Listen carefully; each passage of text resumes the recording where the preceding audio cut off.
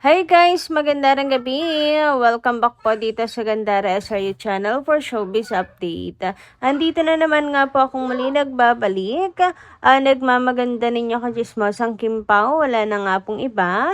Ang lokaret na si Gandara SRU upang magatid po sa inyo ng latest update and fresh happenings patungkol kina Kim Chiu and Paula Avellino.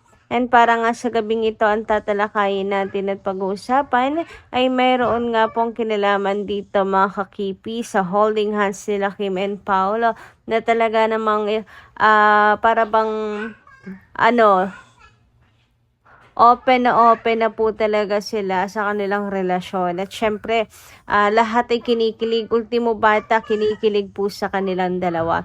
Pero bago pa lahat sa mga di pa nakaka-subscribe sa ating channel, pakiclick lang po tayo natin subscribe button at notification bell na nariyan sa baba upang kayo po maging updated at ma-notify tuwing may bago tayong chika at balita hinggil sa Kim Pao. Basta mga balita na may kinalaman kina Kim Chiu and Paula Avellino, sagot na nga po natin yan.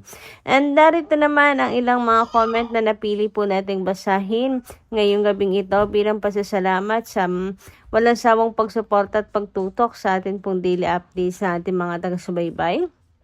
Para mabigyan na rin po ng tinig ang kanilang mga opinion, reaksyon at saloobin bilang mga fans nila Kim and Paolo. So ang first commenter nga natin para sa gabing ito ay si Ma'am Vivian Caraig. Shoutout po Ma'am Vivian at magandang gabi. Ayon sa kanyang comment, Lord, give Kim Pao the best of health. Protect them po. Very much busy. Lagi sila eh. And I'm so proud. She studied short course about her business in France. Ang galing mo talaga kasi acknowledge is power. If you have time, you can continue your course in college. I know you can. I do really believe in your God-given talents. Explore it pa more. Prove them wrong. Never stop learning. Ayan nga. Ayan. Bigatin pa sa France ka pa nag-aral talaga and never trust sa mga great pretender na yan.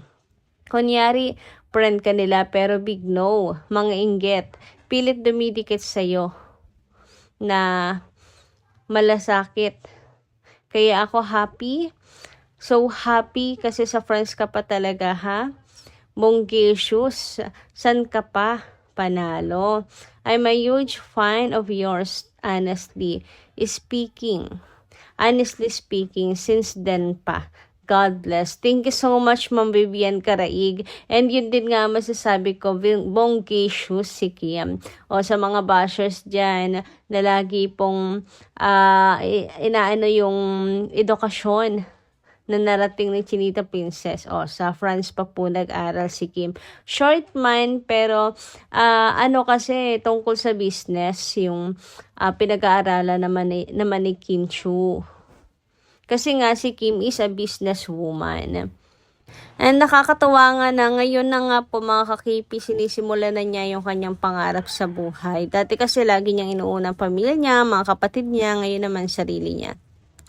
Anyway, dumako naman tayo sa next commenter po natin ngayong gabi, which is si Ma'am Rosalinda Vian. Shoutout po sa Abian. Shoutout po.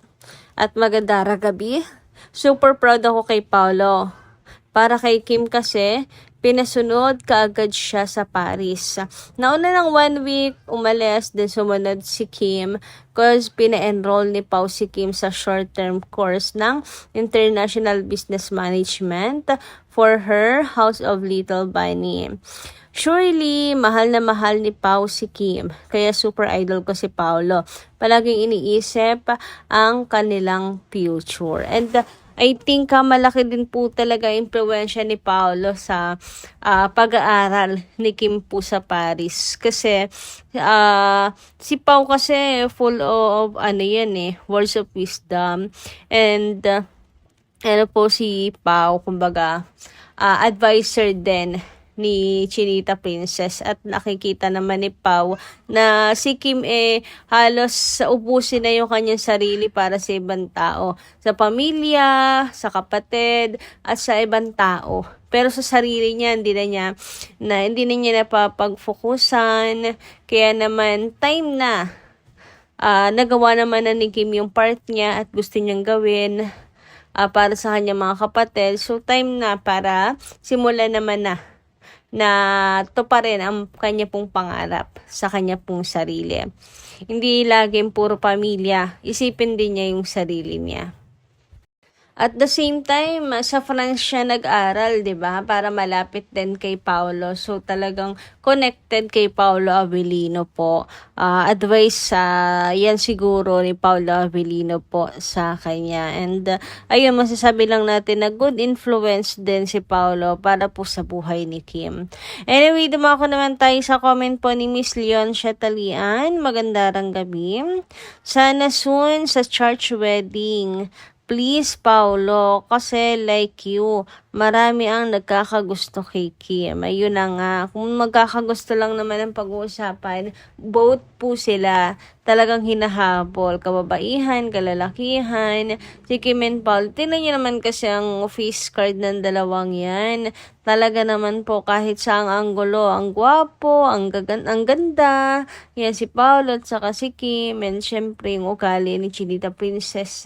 Yan ang hinahabol din po talagang para sa mga kalalakihan kung bakit sila nahuhumaling kay Kim. Bukod sa ganda, yung ugali talaga niya pang wife material daw talaga. So sana nga ay matuloy na sa simbahan, wedding bells na kasi nga baka po maunahan pa ng iba. Maunahan ng iba. Anyway, dumako naman tayo dito sa comment po ni Nadine kay Kimi. So, meron tayo nabasa sa, nabasa sa Blue App, kung saan, ang sabi nga niya doon, mukhang si Nadine ay binubuko ang Kim Pao or mambubuko si Nadine. Ewan ko kung paano mambubuko pero ang comment kasi ni Nadine ay sana all hindi nilalamig. Speaking of nilalamig, kasi nga malamig po sa Paris. So siguro kaya sabi na nambubuko itong si Nadine, sana all hindi nilalamig kasi may kayakap naman si Chinita Princess. Huy, charot lang. Pero ayun nga, siguro dahil na rin sa OOTD nga ni Kimi. Syempre for the photoshoot, diba, tiis ganda. And yung iba naman sinasabi nga po na inaasar lang ni Kim, inaasar lang nila din si Kim, inaasar niya lang yung Kim Pao, tinutokso, sana all, para ayuda na rin sa Kim Pao Lancia, para ayuda na rin sa mga fans. Kasi syempre, di ba, ayaw rin po niya na maging cost ng hate sa tambalan ng Kim Pao. Kaya naman, gitna lang siya. Anyway, dumako naman nga tayo ngayon dito mga kakipi sa holding hands nga ng Kim Pao na talaga namang sila Kim and Paolo. Magka-holding hands nga daw po habang naglalakad sa Paris. Ang cute nga daw kasi nga si Pao daw po ay ayaw bitawan ang kamay ni Kimi. At hindi naman nakapagtataka, ito yung post po sa X na nagpapatunay na magka-holding hands ang Kim Pao pero ayaw bitawan ni Pao si Kim talaga kahit parang gusto na bumitaw ni Chinita Princess. Siguro kasi nga nasa malaya po silang lugar, mas sa malaya silang gumalaw, mas nagagawa nila yung gusto nila. Kaya sinusulit lang din naman ni Paulo Avellino. Pero ayun nga, ang pinakang point dito ay holding hands while walking. And hindi naman siguro sila mag-holding hands while walking kung walang sila, 'di ba, mga kakipi? And ayun na nga, mga kakipi, ang dami pong kinikilig talaga sa dalawa kasi ultimo mapabata, matanda, kinikilig talaga. So eto nga ang cute na story na shinare ni Wonder Gal. Mama, are they dating? Bakit sila magkasama? Di ba si En ang kapartner niya sa movie? Sagot naman ni Wonder sa kanyang anak, hindi ko alam. Wala pa naman inaamin na sila. Basta magka-holding hands sila. Walang kasama at walang camera. At ayun nga, napaka-cute daw talaga ni Kimi. Kasi kahit parang gusto nang bumitaw ni Pao, ni Kim, ayaw pong bumitaw ni Paolo sa kamay nito. Siguro ang sarap ka-holding hands ni Kimi, ano, malambot ang mga kamay. And yung mga ganitong mga patotoo, mga kakimpawi, sapat na para masabing sila Kim and Paolo ay masaya sa kanilang bakasyon na magkasama po. At masabi na may relasyon talaga silang dalawa. And of course, para maibsan yung pagkamis ng mga Kim Paulansya sa kanilang dalawa, di ba? Para maging happy ang mga Kim Pao fans.